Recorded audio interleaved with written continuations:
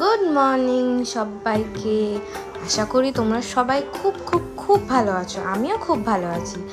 আমি আজকে একটু বেরিয়েছিলাম একটা ফর্ম ফিল আপ করতে যাবো বলে, কিন্তু পম্পার আসতে দেরি হবে বলে আমরা ভাবলাম ওকেই সারপ্রাইজ দিতে যাই।